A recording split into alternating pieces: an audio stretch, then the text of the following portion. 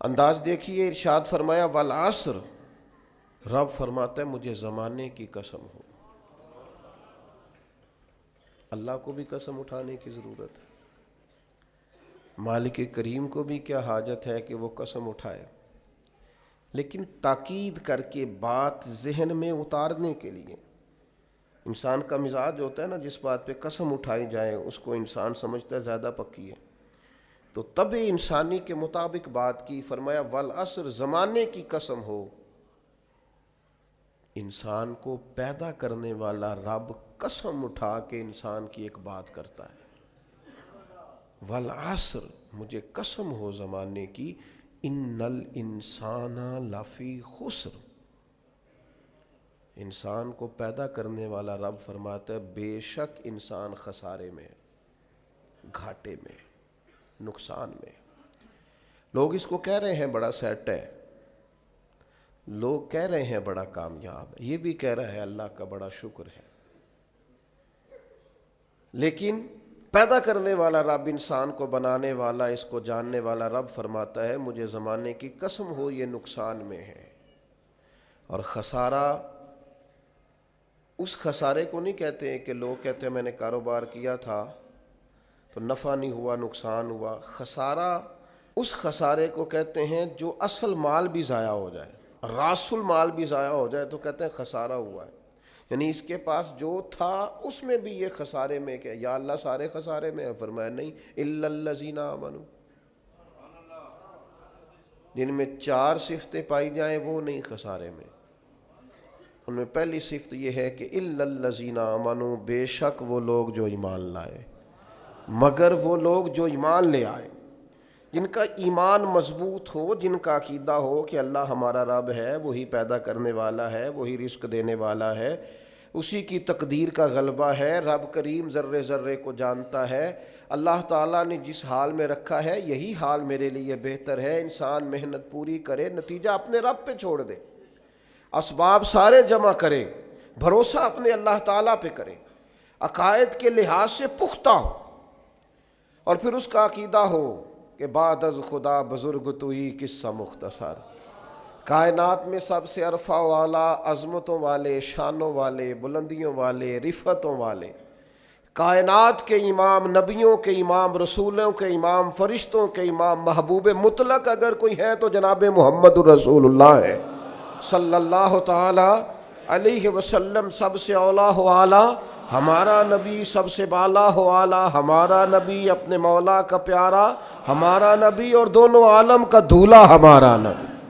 نظریاتی پختگی حاصل ہو، عقائد پختہ ہو، ایمان میں عقائد پوری طرح داخل ہے، عقائد اہل سنت کا پابند ہو بندہ۔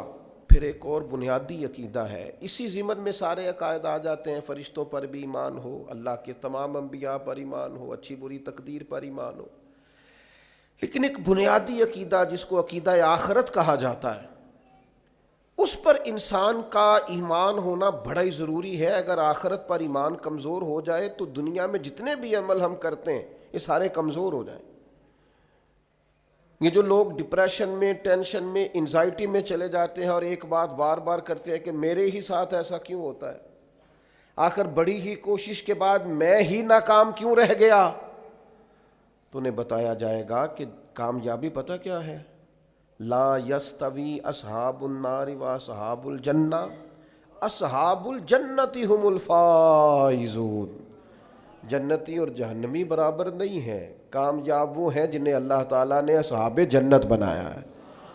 جو جنتی ہیں وہ کامیاب ہیں، جس کو اپنی آخرت کے تعلق سے اللہ تعالیٰ نے فکر سلیم دی ہے، راہ ہدایت دی ہے، اعمال حسنہ پر استقامت دی، اور وہ سمجھتا ہے کہ میں محنت اپنی آخرت کو ٹھیک کرنے کے لیے کر رہا ہوں، جد و جہد میری اپنی قبر کے لیے، حشر کے لیے، آخرت کے لیے۔ آخرت پر جس بندے کی توجہ ہے وہ بندہ کامیاب ہے۔ اس لیے دنیا میں اگر دنیاوی طور پر کوئی ناکامی آ بھی جائے تو کوئی اتنی بڑی ناکامی نہیں ہے، اس لیے کہ اصل کامیابی آخرت کی کامیابی۔ تو عقائد مضبوط ہوں، اور پھر عقائد اہل سنت کی پابندی اس کے پاس موجود ہو، نہ رفض کی طرف اس کا رجحان ہو، نہ خارجیت کی طرف اس کا رجحان ہو، اس کے نظریات ستھرے ہوں، اجلے ہوں، خوبصورت ہوں، وہ رسول پاک کی ذات گرامی کی پوری غلامی کرنے والا وہ شخص، تو اس کے نظریات اعلیٰ ہوں۔ تو فرمایا کہ انسان خسارے میں ہے الا الذین آمنوا، مگر وہ لوگ جو ایمان لائے، وعملوا الصالحات، اور جنہوں نے نیک اعمال کیا۔ اور یہاں بات ختم نہیں ہوئی، دو صفتیں اور بھی پیدا کریں۔ یہ دو باتیں ان کی اپنی ذات تک تھیں، آمنوا وعملوا الصالحات، یہ دو باتیں ان کے اپنے لیے تھیں۔ اب وہ سوسائٹی کو کیا دیں؟ دو کام معاشرے کے لیے بھی کریں، وتواصوا بالحق، حق بات کی نصیحت کریں وہ معاشرے میں، خیر کی بات کی نصیحت کریں، وائرل باتیں نہ کریں۔ کہ آج کل یہ موضوع چل رہا ہے تو ذرا میں اس پر بولوں گا تو کچھ ویوز میرے بھی بڑھ جائیں گے، وائرل باتیں نہیں کریں وہ، وتواصوا بالحق، وہ حق بات کی نصیحت کریں، کلمہ حق کہیں اور حکمت کے ساتھ کہیں، ادعو الی سبیل ربک بالحکمہ، دانائی کے ساتھ کہیں، لوگوں کو سمجھانے کی نیت سے کہیں، کلمہ حق ان کی زبان پر آئے۔ اور میرے نبی پاک علیہ السلام نے فرمایا سب سے افضل جہاد ظالم بادشاہ کے سامنے کلمہ حق کہنا ہے۔ آپ حق کے ساتھ کھڑے ہوں، پھر آپ لوگوں کو امر بالمعروف کریں، پھر نہی عن المنکر کہیں، اور وہ بھی بندہ دیکھ کے نہیں۔ اگر امیر آدمی غلطی کر رہا ہے تو پھر آپ خاموش ہیں، اور کسی غریب کو کرتے دیکھ لیا ہے تو آپ نے دینی حکمت کو بھی پیش نظر نہیں رکھا اور اسے رسوائی کر دیا ہے، آپ نے اسے سخت ترین تکلیف سے گزار دیا ہے۔ حق بات کی نصیحت کریں، اور جو لوگ حق بات کہتے ہیں نا ان پر تکلیف بھی آتی ہے، تکلیف آتی ہی ہمیشہ حق کہنے والوں پر۔ تو چونکہ میدان لگایا ہے، اب حق میں نکلے ہو، اب تم نے سفر شروع کیا ہے تو بھائی پیروں پہ چھالے تو پڑیں گے، سفر کرو گے تو تھکاوٹ تو ہوگی، کوئی رستہ طے کرو گے تو گرد تو پڑے گی، اگر کسی سمت تیز دوڑو گے تو مخالف سمت سے ہوا تو تیز آئے گی۔ اب وہاں گھبرانا نہیں، کمزور نہیں پڑنا، تھکی باتیں نہیں کرنی۔ اب ایسا نہ ہو کہ تم نے معذرت خواہانہ رویہ اختیار کیا، وتواصوا بالحق وتواصوا بالصبر، وہ حق بات کی وصیت کرتے ہیں اور ایک دوسرے کو صبر کی تلقین کرتے ہیں۔ چار صفات پیدا کریں تو خسارے سے بچ سکتے ہیں۔